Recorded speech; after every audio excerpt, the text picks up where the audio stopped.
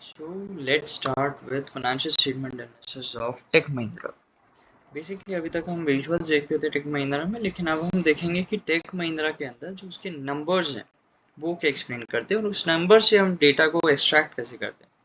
Basically अभी तक हम विजुअल्स बनाते थे, लेकिन हम सिर्फ विजुअल्स ना बना के पहले हम ये देखें कि फाइनेंशियल स्टेटमेंट में से डेटा आ कैसे रहा है, हम उसको रीड कैसे करते हैं कि उसकी बेसिस पे हम वो डेटा बना पाते हैं और हम क्या ऑब्जेक्टिव से फाइनेंशियल स्टेटमेंट्स को एनालाइज कर सकते हैं। राइट, हमने अभी जो एग्जांपल लिया वो है हमारा टेक महिंद्रा पे हम फाइनेंशियल स्टेटमेंट एनालिसिस करेंगे, उसके विजुअल्स भी देखेंगे। सबसे पहले हम उसकी स्टेटमेंट देख लेते हैं कि ये वो स्टेटमेंट प्रिपेयर कैसे करता है और उसमें से कौन कौन सी चीज़ें हम उठाते हैं जिससे आपको डेटा मिलता है। Okay, so let's start with very first topic. तो ये इसकी 682 पेजेस की रिपोर्ट है, लेकिन हमारे पूरी रिपोर्ट हमें नहीं देखनी होती है। इसके अंदर से बहुत ही हमें नॉमिनल चीज़ें उठानी होती है। सबसे पहले ये जो कंटेंट पेज होता है, इसके अंदर आपको दो फाइनेंशियल स्टेटमेंट मिलेंगी कंपनी की, स्टैंड अलोन और एक मिलेगा आपको कंसोलिडेटेड। हमारा जो अल्टीमेट ऑब्जेक्टिव होता है वो कंसोलिडेटेड पे होता है। अब ये स्टैंड अलोन और कंसोलिडेटेड में फ़र्क क्या होता है, थोड़ा सा हम ये देख लेते हैं, डिफरेंस हम देख लेते हैं। तो स्टैंड अलोन जो है वो सिर्फ पेरेंट कंपनी, वो सिर्फ स्टैंड अलोन सिर्फ पेरेंट कंपनी का डेटा लेता है। पेरेंट कंपनी जैसे कि टेक महिंद्रा। ओके, जो टेक महिंद्रा कंपनी है सिर्फ उसी का डेटा स्टैंड अलोन में आपको दिखेगा। लेकिन कंसोलिडेटेड में आपको पेरेंट कंपनी प्लस कंपनी की जो भी सब्सिडियरी कंपनीज होंगी प्लस आपको associate company plus joint venture company, ये सारी कंपनी आपको दिख जाएंगी। सो बेसिकली आपको सिर्फ कंसोलिडेटेड में पेरेंट कंपनी नहीं, stand alone, sorry, subsidiaries, associate और जॉइंट वेंचर, ये तीनों कंपनीज दिखेंगे। लेकिन अगर हम बात करें सिर्फ स्टैंड अलोन की, तो वो सिर्फ आपको पेरेंट कंपनी दिखाएगा जो कि है टेक महिंद्रा। तो ये दोनों इसमें डिफरेंस होता है। कंसोलिडेटेड हम इसलिए लेते हैं क्योंकि हमें सारा डेटा मिल जाता है, हमें सब एक सिंगल कंपनी से डेटा नहीं चाहिए, हमें सारी कंपनीज का डेटा चाहिए होता है। ओके, सो ये है 534 पे। ठीक है, 534 पे हम चले जाते हैं सीधा। अब यहाँ पे 534 बोलते हैं, लेकिन थोड़ा सा ऊपर नीचे ही होता है डेटा। यहाँ से आप थोड़ा नीचे नीचे जाते जाएंगे।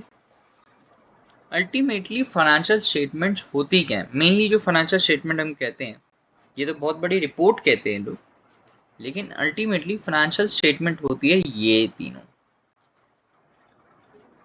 सबसे पहली आती है कंसोलिडेटेड बैलेंस शीट। किसी भी फाइनेंशियल स्टेटमेंट एनालिसिस के लिए बैलेंस शीट का होना बहुत ज़रूरी होता है, बिकॉज ये आपको कंपनी की हेल्थ बताता है।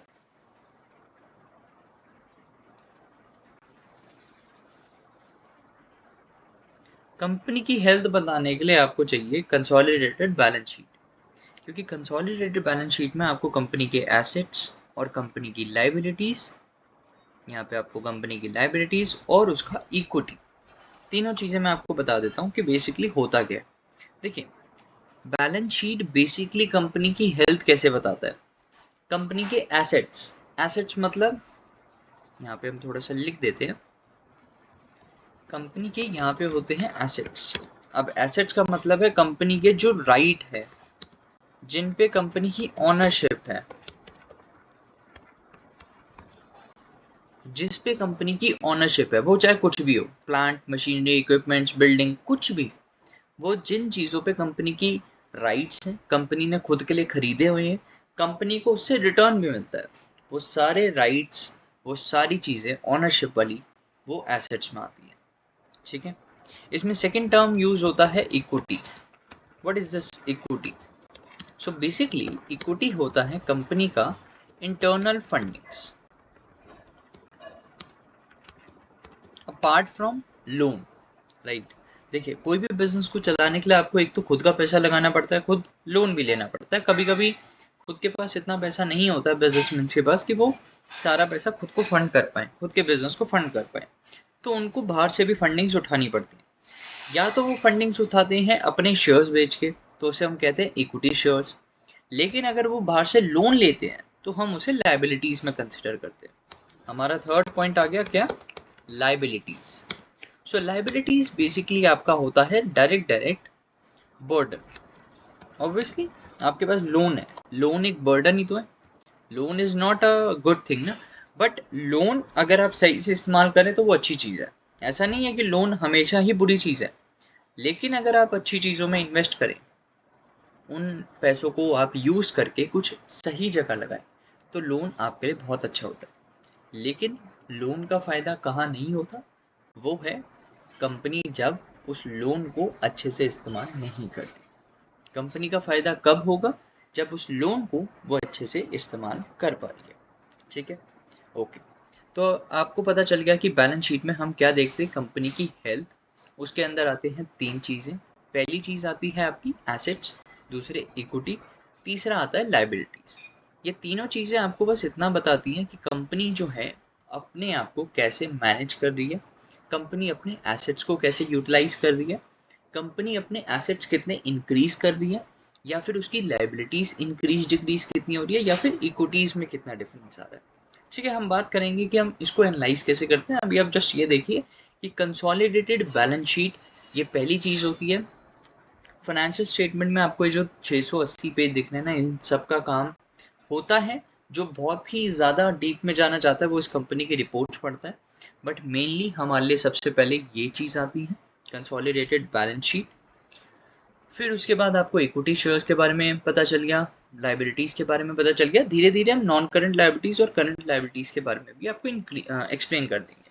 ठीक है, अब हम चलते हैं दूसरी चीज़ पे, जो कि है consolidated profit and loss.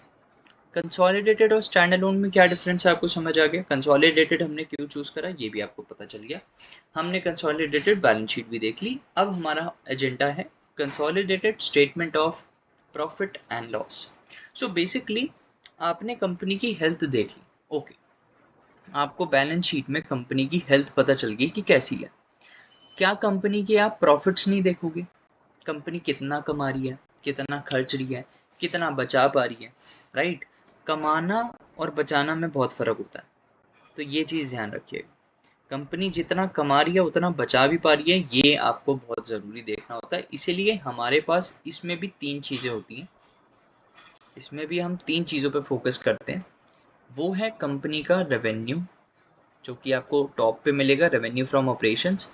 Other income तो बेसिकली वही इनकम हो गई।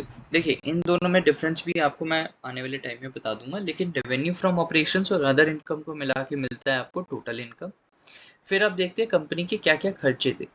कंपनी अपने सारे खर्चे यहाँ पे मेंटेन करती है, और जो जो आपको खर्चे, देखिए आपको लग रहा होगा कि अभी ये सारे खर्चे तो नहीं है, ये सारे ही खर्चे हैं। जो खर्चे कंपनी ने इधर मेंशन नहीं कर रखे ना, वो सारे अदर एक्सपेंसेस में डाले हुए हैं। इसका भी मैं आपको नोट नंबर में दिखाऊंगा कि बहुत सारे इसके एक्सपेंसेस होते हैं। चलिए मैं आपको दिखाई देता हूँ। देखिए यहाँ पे आपने देखा होगा कि कंपनी के सारे एक्सपेंसेस हैं, लेकिन सॉरी, कंपनी के सारे एक्सपेंसेस यहाँ पे मेंशन है, लेकिन जो एक्सपेंसेस यहाँ मेंशन नहीं है वो कंपनी एक और जगह यूज़ करती है, दिखाती है। वो मैं आपको दिखा देता हूँ। थोड़ा हम लोग 34 नोट नंबर है ना, हाँ 34 नोट नंबर में हम लोग थोड़ा सा नीचे जाते हैं। आई थिंक वो क्लिक नहीं हो पा रहा उस साइड से, तो मैं थोड़ा ऐसे ही ढूंढना पड़ेगा, क्योंकि वो थोड़ा क्लिक नहीं हो पा रहा है वहाँ से, वरना हम सीधा डायरेक्टली वहीं चले जाते।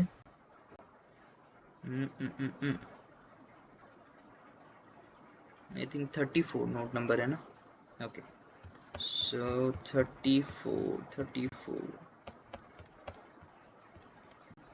I am really sorry. हम, हाँ, तो ये आ गए हम अदर एक्सपेंसेस वाले पार्ट पे, जो कि हमारा सेकंड था। इसका टोटल आप देख सकते हैं 105357, ये हाईलाइट कर रहे हैं यहाँ पे, है कि नहीं। तो जो एक्सपेंसेस कंपनी ने वहाँ नहीं दिखाए पीएनएल स्टेटमेंट में, आपको वो नोट में मिलेंगे। जो भी उसका नोट नंबर उसके आगे डला होगा, 34 है तो 34, आपको बस वो डेटा नंबर इधर डालना है और आपको फाइनेंशियल स्टेटमेंट सारी दिख जाएंगी। Power and fuel, short term lease, rates and taxes, communication, travelling, recruitment, जितने भी खर्चे एक्स्ट्रा हुए हैं बिजनेस के, वो सारे खर्चे आपको यहाँ मिल जाएंगे। ओके, सो यहाँ पे हम सबसे पहले बात कर लेते हैं, थोड़ा सा वापस हम ऊपर चलते हैं, राइट, थोड़ा हम वापस ऊपर आ जाते हैं। तो कंपनी की कंसोलिडेटेड फाइनेंशियल स्टेटमेंट हमने उठाई, जिसमें हमने देखा रेवेन्यू फ्रॉम ऑपरेशंस और अदर इनकम का डेटा आपने देख लिया, एक्सपेंसेस आपने सारे देख लिए, जो एक्सपेंसेस नहीं मिले वो आपको नोट नंबर में मिल जाएंगे। ये जो नोट नंबर है, ये नोट नंबर के साथ आप ये नंबर कॉपी करके डालिएगा तो आपको वहाँ मिल जाएगा। ठीक है, तो फाइनेंशियल स्टेटमेंट ऐसे ही एनालाइज होती है। कभी भी बिजनेस की एनालिसिस करने के लिए आपको ये डेटा नहीं चाहिए, आपको दूसरा डेटा भी चाहिए होता है जो कंपनी फ्रंट में शो नहीं कर दी। ओके, धीरे धीरे हम आपको बताएंगे सारी चीज़ें, एक एक एक्सपेंस मैं आपको एक्सप्लेन करूँगा। फिर उसके बाद आते हैं कंपनी के कुछ टैक्स एक्सपेंसेस। ऑब्वियसली कंपनी पैसा कमा रही है तो टैक्सेस तो भरेगी, राइट। एंड जो भी प्रॉफिट्स होते हैं कंपनी को, वो आते हैं प्रॉफिट आफ्टर टैक्स, जो कि हर एक इन्वेस्टर का एक ऑब्जेक्टिव होता है। आप कहीं भी जाते हैं तो सबसे पहले किसी भी कंपनी में इन्वेस्ट करते हैं तो हम यही देखते हैं कि क्या वो कंपनी प्रॉफिटेबल है। ऑब्वियसली अगर वो प्रॉफिटेबल नहीं है तो हम इन्वेस्ट क्यों करें, राइट। अगर आप सीधा सीधा देखें, 2024 में इसने 23,968 मिलियन, मिलियन का डेटा है ये, तो 23,968 मिलियन मतलब अगर हम एक डॉट लगा दें तो सीधा एक करोड़ में कन्वर्ट हो जाएगा। तो 2,300 करोड़ का कुछ बिजनेस ने प्रॉफिट किया था और इस साल 4,253 करोड़ का प्रॉफिट है। इसका मतलब है कंपनी ने काफ़ी अच्छा ग्रो करा है, 2,300 करोड़ से सीधा सीधा 4,500 करोड़ के करीब आ गए हैं, जो कि ऑलमोस्ट डबल ही हो जाता है। तो हम ये भी बताएंगे कि कैसे आपको एनालिसिस करना है, सिर्फ इसी को देख के एनालिसिस नहीं होता, सिर्फ इन्हीं चीज़ों को समझ के एनालिसिस नहीं होता, आपको बहुत सारी चीज़ें देखनी होती हैं। और एक नीचे और ऑब्जेक्टिव होता है earning per share. Earning per share से भी बहुत सारी चीज़ें निकलती हैं, इसके बिना बहुत सारी चीज़ें नहीं भी निकल सकती। तो अर्निंग पर शेयर काफ़ी मैटर करता है, यहाँ पे आपको मिल जाएगा। अर्निंग पर शेयर बेसिकली आपको ये बताता है कि एक इक्विटी शेयर अपना पैसा लगाने के बाद कितना पैसा कमाता है इस प्रॉफिट में से। मान लेते हैं इस कंपनी में 100 इन्वेस्टर होते हैं, मान लेते हैं 4,253 डिवाइड बाई 100 अगर आप करें तो 425.3 करोड़ एक इन्वेस्टर के उसमें आता, मिलियन उस एक इन्वेस्टर के उसमें आता। अगर मान लेते हैं इस कंपनी में 10 इन्वेस्टर होते, 10 इन्वेस्टर के हाथ में कितना आता, तो ये जो नंबर है ना प्रॉफिट आफ्टर टैक्स, वो नंबर ऑफ इक्विटी शेयर से डिवाइड होता है और आपको मिलता है अर्निंग पर शेयर, कि एक इंडिविजुअल इन्वेस्टर इस कंपनी में अगर पैसा लगा रहा है तो उसको कितना रिटर्न मिल रहा है। ये इसका डिविडेंड नहीं है, ध्यान रखिएगा, earning per share is not dividend. Maximum लोग ये कंफ्यूज होते हैं, earning per share is not a dividend. ये आपका सिर्फ बता रहा है कि अर्निंग्स पर शेयर मतलब आपने एक कंपनी में एक शेयर लिया तो उस पर कितना कंपनी अर्न कर रही है, वो आपको दिखाता है। ठीक है, okay. So now let's talk about third statement, financial statement, जो कि है consolidated statement of cash flow.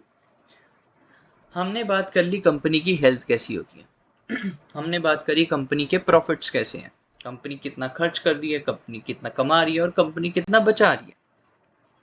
आपको ये भी देखना पड़ेगा कि कंपनी कितना कैश बचा रही है, क्योंकि कैश बहुत सारी प्रॉब्लम्स बिजनेस की सॉल्व करता है।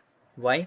बिकॉज कैश से आप अपनी लाइबिलिटीज़, जो शॉर्ट टर्म लाइबिलिटीज़ होती हैं, वो मीट कर सकते हो, कैश में आप डिविडेंड दे सकते हो, कैश में आप लोन रीपे कर सकते हो, कैश में कंपनी बहुत सारी चीज़ें यूज़ कर सकती है। हम कंपनी की सारी ट्रांजैक्शंस लेते हैं, लेकिन कंपनी की जो कैश ट्रांजैक्शंस होती हैं वो होती हैं कैश फ्लो स्टेटमेंट। और यहाँ पे हम दो चीज़ें देखते हैं, सिर्फ दो चीज़ें। वो क्या है, यहाँ पे देख लेते हैं, कंपनी का आउटफ्लो एंड इनफ्लो। कंपनी का आउटफ्लो एंड इनफ्लो, ठीक है, ये दो चीज़ें यहाँ थोड़ा सा हम यहाँ मेंशन कर देते हैं। Okay okay, so okay okay okay. So company का inflow and outflow, I think ये शॉर्ट ही रखना पड़ेगा क्योंकि ये थोड़ा सा मुझे दिक्कत करेगा। हाँ ओके, तो आपने देख लिया कंपनी का आउटफ्लो एंड इनफ्लो, ये दो चीज़ें हम कैश फ्लो स्टेटमेंट में दिखाते हैं। ठीक है, कंपनी का आउटफ्लो और इनफ्लो, ये दोनों चीज़ें क्या है, कंपनी का कितना पैसा बाहर जा रहा है आउटफ्लो, कंपनी में कितना कैश आ रहा है इनफ्लो, कितना जा रहा है आउटफ्लो, आ रहा है इनफ्लो, बस इसमें हम दो चीज़ें देखते हैं बस। तो अब आ जाते हैं, इसमें सबसे पहली चीज़ आती है cash flow from operating activities. Operating activities से सीधा सीधा क्या समझ आता है, ऑब्वियसली ऑपरेशंस। ऑपरेटिंग एक्टिविटीज़ मतलब जो बिजनेस कर रही है कंपनी, उसके ऑपरेशन से कितना कैश आ रहा है, वो है operating activities, cash flow from operating activities. दूसरा आ जाते हैं हम लोग इन्वेस्टिंग एक्टिविटीज़। इन्वेस्टिंग एक्टिविटीज़ में बताया जाता है कि कंपनी ने कितनी इन्वेस्टमेंट्स का इनफ्लो एंड आउटफ्लो है, इन्वेस्टमेंट्स का कितना इनफ्लो एंड आउटफ्लो है। ओके, इन्वेस्टमेंट्स मतलब आपको यहाँ दिख रही होंगी प्रॉपर्टी प्लांट इक्विपमेंट्स, ये कंपनी की इन्वेस्टमेंट्स होती हैं। परचेज किया या उसको सेल नहीं किया अभी, हाँ सेल भी किया, proceed from sale of property plant and equipment, तो कितना परचेज है, कितना सेल है, कितना परचेज है, कितना सेल है, कितना रेंट का इनकम आया, कितना आपको इंटरेस्ट इनकम मिला, कंपनी को कितना फिक्स डिपॉजिट का मार्जिन मिला, ये सारी चीज़ें आपकी इन्वेस्टिंग एक्टिविटीज़ में फॉलो होती हैं, ऑल रिलेटेड टू इन्वेस्टमेंट्स। ठीक है, एंड लास्ट आता है आपका financing activities. Financing activities focused about funds, funds के सोर्सेस, फंड्स के सोर्सेज इन द सेंस आपने जो भी शेयर्स इक्विटी शेयर्स इशू करे थे मार्केट में, उसका फ्लो कैसा है, आपने जितना भी डिविडेंड दिया, पेमेंट ऑफ डिविडेंड, उसका रिकॉर्ड यहाँ पे रखा जाता है। आपने जितना भी लॉन्ग टर्म बोरविंग्स करी, मतलब लोन लिया लॉन्ग टर्म का, वो आपने रीपे करा, आपने लॉन्ग टर्म लोन लिया, आपने शॉर्ट टर्म लोन में कितनी मूवमेंट हुई, और फाइनेंस कॉस्ट पेड मतलब आपने इंटरेस्ट पेमेंट कितना करा। अब लोन लिया है तो इंटरेस्ट भी पे करना होगा ना, तो वो फाइनेंस कॉस्ट में होता है। और एट द एंड आपका जो ये नेट इंक्रीज डिक्रीज है, ये इन तीनों को प्लस करके आता है। D is equals to A plus B, मतलब पता है क्या है, ये C है, ऊपर B था और A था, इन तीनों को प्लस करके जो नेट अमाउंट बचता है, वो आता है आपका net cash and cash equivalent during the year, कि कितना नेट कैश बचा। इसके अंदर हम फ्री कैश फ्लो भी निकालते हैं, आने वाले टाइम में हम देखेंगे। अभी के लिए मैं आपको सिंपल सी चीज़ बता देता हूँ कि फाइनेंशियल स्टेटमेंट एनालिसिस में हमने सबसे पहली चीज़ क्या बात करी, कि कंपनी अपनी फाइनेंशियल स्टेटमेंट्स में बहुत सारी चीज़ें दिखाती हैं, लेकिन हमारा ऑब्जेक्टिव क्या होता है, कंसोलिडेटेड पे जाना। कंसोलिडेटेड पे जैसे ही आप जाएंगे, आपको 3 फाइनेंशियल स्टेटमेंट्स मिलेंगी। ठीक है, उन 3 फाइनेंशियल स्टेटमेंट में आपको कंपनी की हेल्थ मिलेगी, कंपनी के प्रॉफिट्स मिलेंगे एंड कंपनी का कैश लेफ्ट मिलेगा। ठीक है, उसकी हेल्प से आप अपना क्या क्या चीज़ें कर सकते हैं। कौन कौन कर सकता है, पहले मैं आपको ये बता देता हूँ। इन्वेस्टर्स, जिसको इन्वेस्टमेंट करना है, राइट, मार्केट में जितने भी इन्वेस्टर्स हैं, कंपनी के जितने भी मैनेजमेंट होते हैं, वो भी इसे यूज़ करते हैं। या अगर हम बात करें स्टूडेंट्स, जो अपना फाइनेंशियल स्टेटमेंट एनालिसिस को आगे बढ़ाना चाहते हैं, वो भी ये पढ़ सकते हैं। एंड इससे आप क्या क्या चीज़ें कर सकते हैं, आप कर सकते हैं कंपैरेटिव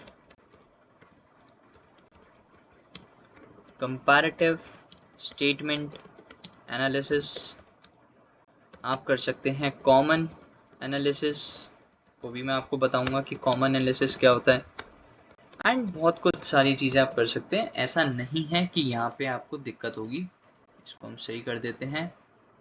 ओके, सो ये सारी चीज़ें आप कर सकते हैं। हमने बात करी थी कंसोलिडेटेड, जिसमें हमने 3 फाइनेंशियल स्टेटमेंट्स की बात करी, health, profits and cash left. ये स्टेटमेंट्स तो अलग होती हैं, इसमें हम ये चीज़ें ऑब्जेक्टिव लेकर चलते हैं। इन्वेस्टर्स, मैनेजमेंट, स्टूडेंट, ये तीनों चीज़ें ये यूज़ कर सकते हैं। कंपैरेटिव स्टेटमेंट एनालिसिस होता है, कॉमन एनालिसिस होता है, कॉमन फाइनेंशियल स्टेटमेंट एनालिसिस होता है। आप रेशियो एनालिसिस कर सकते हैं, आप ट्रेंड एनालिसिस कर सकते हैं, आप फ्री कैश फ्लो एनालिसिस कर सकते हैं, आप डिस्काउंटेड कैश फ्लो एनालिसिस कर सकते हैं। अल्टीमेटली ये 3 स्टेटमेंट्स आपको बहुत सारी चीज़ें दिखाएंगी। आने वाले टाइम में हम सारी चीज़ें देखेंगे। फाइनेंशियल स्टेटमेंट एनालिसिस का पार्ट 1 यहाँ पे डन होता है और आप आराम से इसको देखिए। एंड देन सेकंड पार्ट आएगा आपका फाइनेंशियल स्टेटमेंट एनालिसिस, जिसमें हम पहली चीज़ बात करेंगे कंपनी की बैलेंस शीट को क्या देखते हैं, फिर पीएनएल को देखेंगे, फिर कैश फ्लो को, फिर इसमें से क्या क्या हम रिजल्ट्स प्रोड्यूस कर सकते हैं, क्या क्या रिजल्ट्स को हम कैसे पुट करते हैं एक्सेल में और कैसे हम इसकी पावर बीआई रिपोर्ट बनाकर आपको शो करते हैं, वो भी मैं आपको दिखाऊंगा। फाइनेंशियल स्टेटमेंट एनालिसिस पूरा सिर्फ आपको नंबर्स में नहीं दिखेगा, आपको उसमें भी दिखेगा पावर बीआई में, जैसे आप रिपोर्ट्स देखकर आप अपना रिजल्ट्स प्रोड्यूस कर सकते हैं, खुद से भी आप कर सकते हैं। लेकिन अगर आपको नहीं करना है तो आप ये भी देख सकते हैं कि ये वीडियो में आपको सारी चीज़ें मिल जाएंगी, लेकिन आपको पता होना चाहिए कि डेटा कहाँ से आया। अगर मैं आपको अपना ग्राफ दिखा रहा हूँ जिसमें 50,000 करोड़ का प्रॉफिट है, तो वो कैसे आया, अल्टीमेटली हमने कैसे उसको निकाला, राइट, वो निकला हुआ है, लेकिन हमने और चीज़ें उसमें क्या पुट करी जिससे वो डेटा और सिंप्लीफाइड हो गया या फिर अंडरस्टैंडेबल हो गया। ठीक है, सो फाइनेंशियल स्टेटमेंट एनालिसिस का पार्ट 1 यहाँ पे कंप्लीट होता है। सेकेंड पार्ट में हम आगे बात करेंगे कंपनी की बैलेंस शीट के बारे में इन डेप्थ, देन उसके बाद हम PNL and cash flow, and then आगे प्रोसीड करेंगे। Thank you.